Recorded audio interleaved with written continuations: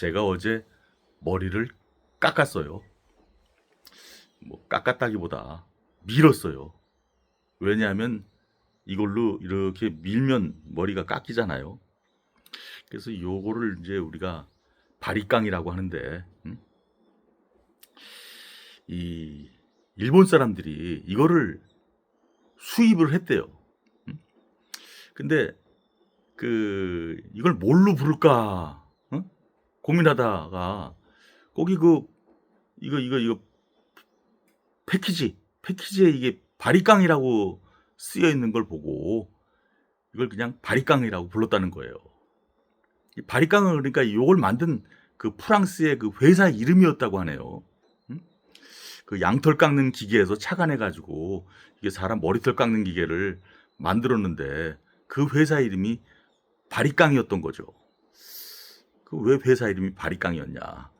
아마 그것도 뭐 그 회사를 만든 사람 이름이 아니었을까 싶기도 하네요. 아닐 수도 있어요. 그래서 이게 호치키스랑 비슷한 거죠. 호치키스도 그것도 우리가 보통 이렇게 스테플러를 호치키스라고 하잖아요. 그것도 이제 호치키스라는 사람이 호치키스라는 회사를 만들었는데 그게 이제 스테플러가 된 거죠.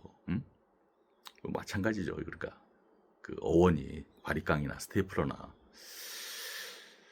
그런데 제가 이 바리깡으로 왜 머리를 이렇게 100구로 밀게 됐는지 그거를 좀 말씀드리고 시작할까 하는데요. 제가 서울고등학교 30회 졸업생인데요.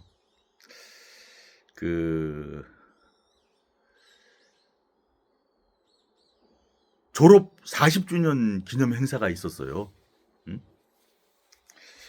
그때 친구들이 그 행사에서 저보고 고등학교 때 불렀던 노래를 불렀으면 좋겠다고 하더라고요. 제가 그때 엘비스 프레슬리의 버닝 러브를 불렀거든요. 불타는 사랑. 그래서 제가 그때 별명이 고등학교 때 별명이 엘비스 박이었는데요. 뭐 딴따라 박 그러기도 했어요. 그래서 이제 제가 제가 거절할 이유가 없죠. 그래서 흔쾌히 그래 내가 노래 부를게. 근데 이제 제가 그때 노래 부를 때 이왕이면 제 동기들한테 팬 서비스 차원에서 이 머리를 민 거예요. 왜냐하면은 그때 이제 친구들이 그때 내가 행사장에서 노래 부르면 교복 그리고 교모 모자 여기까지 다 구비해 가지고 저한테 입히고 씌우고 그렇게 해주겠다는 거예요. 그러면 그때 고등학교 때 저희 머리 스타일이 이랬거든요. 이렇게 빡빡 밀고 다녔죠. 그래서 이왕이면 모자도 쓰게 한다니까 씌우게 한다니까 그래서 내가 머리를 깎았던 거예요. 고등학교 때 분위기를 재현하기 위해서. 근데 이렇게 한번 깎아보니까 이렇게 100구로 밀다 보니까 고등학교 졸업 이후에 이렇게 100구로 밀다 보니까 40년 만에 이게 좋은 거예요. 이렇게 깎는 게 너무 좋은 거예요. 그래서 머리가 이거 이제 좀 한 달 이렇게 지나면 막 머리가 자라잖아요. 그럼 그게 이게 싫은 거예요. 제가 성가셔요. 답답하기도 하고 그래서 쫙 깎으면 이게 아주 기분이 개운해져요. 그래서 왜 스님들이 머리를 깎는지 그 이유를 알겠더라고요. 마음이 개운해져요. 쫙 깎고 나면. 그래서 10여 년 가까이 이렇게 깎고 사는데요. 제가 바리깡으로 밀고 있는데요. 근데 이게 저한테 어울리는 것 같아요. 그래서 저는 앞으로도 계속 이 헤어스타일 유지하려고 해요. 이 서두가 길었는데요. 며칠 전에 제가 어떤 강의를 들었어요. 제가 이제 가끔 참여하는 모임이 있는데 한국 IMC 연구회라는 일종의 그 친목 모임이에요. 한 달에 한 번씩 하는데, 근데 거기서 이제 어느 분이 그 강의를 하셨죠. 김은주 이사님이셨어요. 성함이. 그 참 굉장히 그 공부가 많이 되는 강의였는데, 그분이 이제 그 하시는 일이 그 어떤 조직이나 회사 그 구성원들의 그 동기부여 그리고 행동 변화 이런 것들에 대해서 컨설팅하는 그런 분이에요.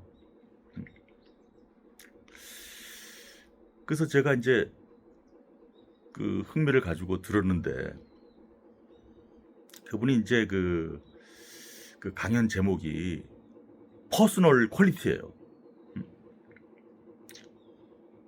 인간의 품질, 뭐 인적 품질, 개인 품질, 뭐 이런 뜻이겠죠. 근데 이제 그 강연 중에 이분이 그 스크린에 어떤 글자를 띄우시더라고요. 그 글자를 그대로 옮겨서 적어보라고 하시더라고요. 그 바로 이 글자였어요. 이 삼각형 안에 이렇게 글자가 쓰여 있는데, 그래서 뭐 시간을 주시더라고요. 요거 그대로 보고 그대로 펜으로 한번 적어보세요 그러더라고요. 그래서 그대로 적었죠. 그대로 적었어요. 그러고 나서 이제 다시 보여주면서 요 스크린에 거를 보여주면서 맞았는지 확인해 보라는 거예요. 그래서 맞게 썼다고. 이거 뭐 버즈 인 더 팍, 이거 뭐 중학교 영어도 아니고 이건 뭐 거의 초등학교 수준 영어잖아요. 요즘은 공원에 있는 새들, 버즈 인 더 팍 맞게 적었습니다. 근데 정말로 맞게 썼는지 다시 한번 확인해 보라는 거예요. 그래서 맞아요. 버즈 인 더 팍. 근데 틀렸어요. 제가 깜짝 놀랐네요.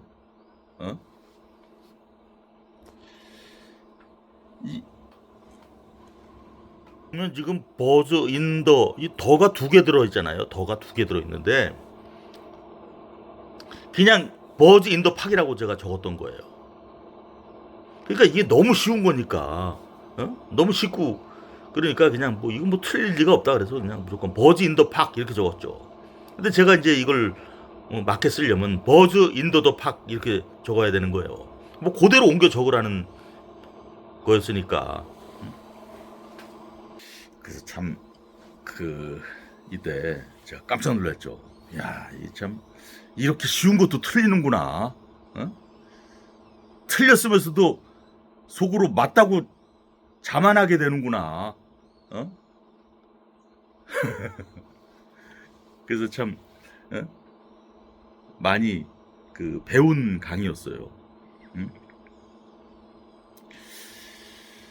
그 사람이 어떤 뭐에 대해서 이게 틀렸는데도 잘못인데도 그 맞다고 막 하는 경우가 있죠. 그리고 그런 것들이 좀 더 강하게 되죠. 또 확증 편향 이런 게 있기 때문에. 그래서 야, 인간이 이래서 확증 편향을 갖게 되는 거고 나도 그렇게 되는구나. 그렇게 깨달았죠.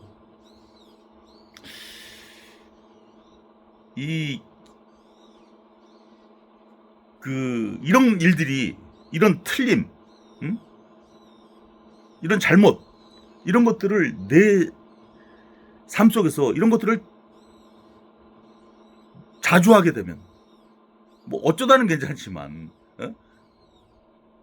매번 이렇게 이런 어떤 실수를 하게 되면 그 퍼스널 퀄리티가 떨어지는 거겠죠.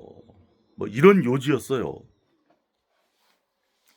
그래서 참 제가 이 글을 쓰더라도 그냥 그 한 페이지짜리 만약에 원고를 쓴다고 해봐요. A4 한 페이지, 뭐 10포인트 그 글자 크기로.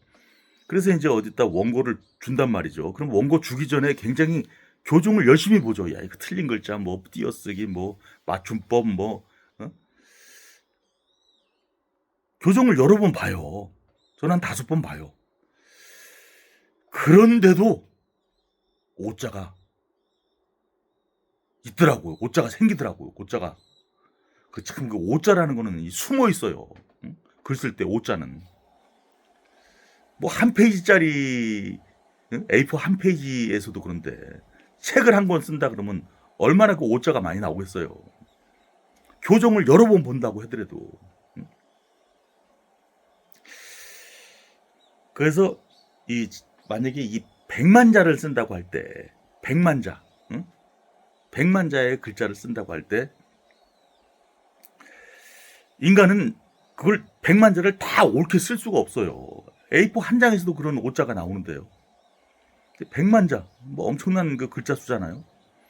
근데 거기서 그 100만 자 중에서 한 4.3개 정도, 한 4개 정도 틀리는 수준. 이거는 엄청난 정확도인 거예요. 이런 정도의 품질 관리를 우리가 6 시그마 수준의 품질 관리죠. 6 시그마, 이게 통계 용어인데요. 그러니까 99.99966% 맞는 거예요. 이게 100만 개 중에 3.4개 정도 틀리는 수준이에요. 엄청나게 이건 정확한 수준이라고 하더라고요. 근데 100만 개도 아니고 뭐 고작 100개, 1000개 하는데 서너 개가 틀린다. 이건 뭐 엄청나게 이건 예? 그 실수가 많은 거죠. 잘못이 많은 거죠. 틀림이 많은 거죠. 뭐 이런 수준으로 이거를 뭔가 어떤 한다. 그럼 뭐 잘 될 리가 없죠. 그래서 그 강연에서의 요지는 이런 어떤 품질, 인적 품질을 높이기 위해서는 어떤 꼼꼼함, 세심함, 책임감 이런 것들이 있어야 된다는 거예요. 그거 없이 이제 대충 하다가는 이 퍼스널 퀄리티가 저하된다는 거예요. 그래서 이제 그 굉장히 생생한 예를 들어주셨는데요. 그 낙하산 패킹. 저는 이 낙하산 패킹이 다이버들이 직접 그거 하는 건 줄 알았는데 그게 아니더라고요. 그거 굉장히 어려운 과정이더라고요. 내가 이게 보니까 그 전문 그 낙하산 패커가 있는 거예요. 근데 그분이 그 낙하산을 이렇게 접는단 말이죠. 다이버들을 위해서. 그 자기가 어떻게 접느냐에 따라서 거기서 아주 작은 잘못이라도 하게 되면 이게 낙하산이 낙하하면서 이게 제때에 펴지지 않는 거예요. 그렇게 그러면 어떻게 되는 거예요? 그건 그냥 그 사망이죠. 다이버의 사망이죠. 그래서 어떤 작은 실수 하나가 이게 어떤 파멸을 막기도 하고 그렇잖아요. 이런 일들이 비일비재하게 일어날 수도 있거든요. 또 아주 작은 실수, 이거 뭐 별거 아니겠지. 그래서 어떤 무슨 그 우주선이라든지 비행기라든지 이런 거는 이거 정비를 정말로 꼼꼼하게 책임감 있게 해야 되는 거죠. 세심하게. 그래서 정비소 그 카센터 가면 예전에 이거 닦고 조이고 기름치자 그러잖아요. 꼼꼼하게 확인해 본다 이런 거죠.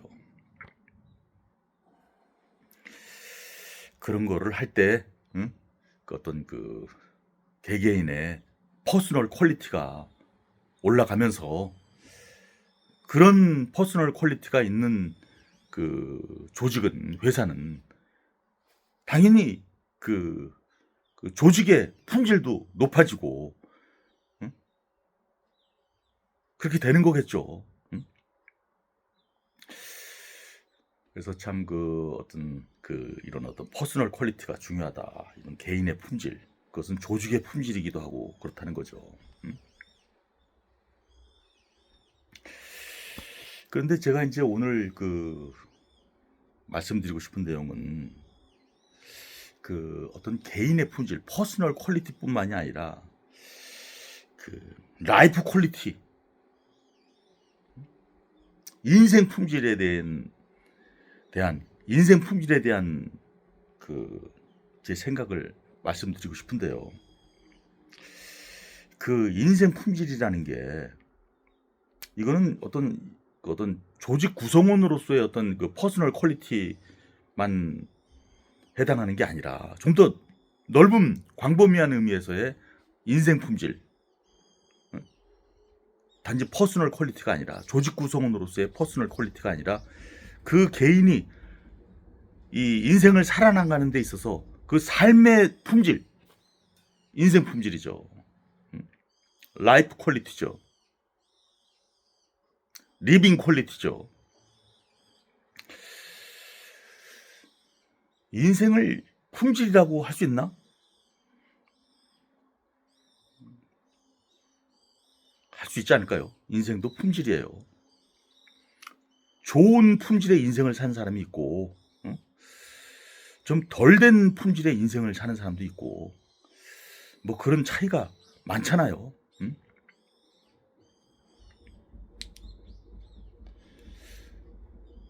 시간은 공평해도 살아가는 인생의 품질은 다를 수가 있거든요. 그러면 자기 개개인의 어떤 꼼꼼함, 어떤 틀리지 않는, 실수하지 않는, 뭐 그런 것도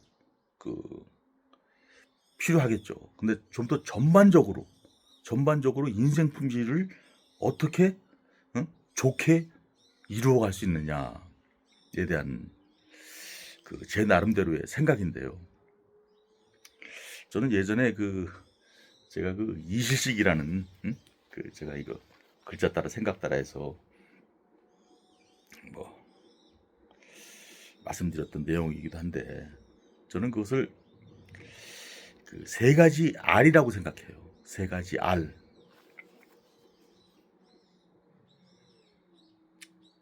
R은 이니셜이에요. 첫 번째 R은 리즌이에요. 리즌. 여기서 리즌은 어떤 뭔가 합당한 사유를 뜻해요. 뭔가 이 머릿속에서 그런 뭔가 이 합당한 사유, 생각을 해야 된다는 거죠. 그냥 뭐 시류에 그냥 편승해가지고 저렇게 생각하면 나도 그렇게 생각해야 된다. 그게 아니라 제 나름대로의 그런 사유, 생각. 저는 그걸 리즌이라고 했어요. 근데 그게 생각만으로 이루어지는 건 아니에요. 생각만으로 인생 품질이 높아지는 건 아니겠죠.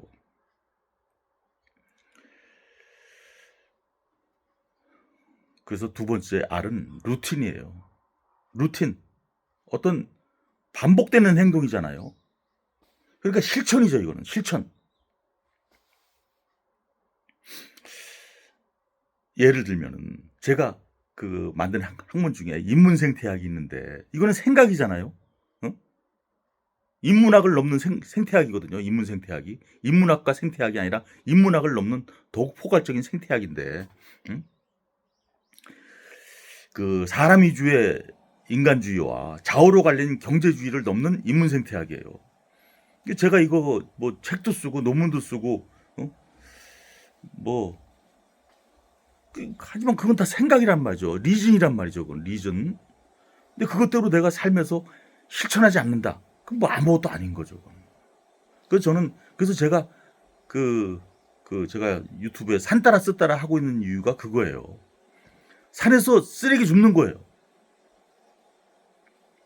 산에서 쓰레기를 주우면서 저희 루틴이거든요.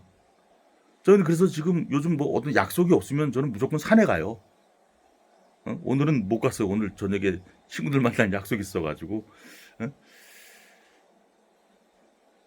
산에 제 몸 건강을 위해서만 가는 게 아니고 산에 쓰레기 죽으면서 산의 건강 생각하면서 그 산행을 하는 거죠.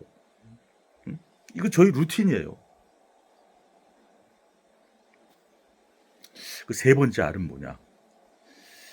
세 번째 알은 리듬이에요. 리듬.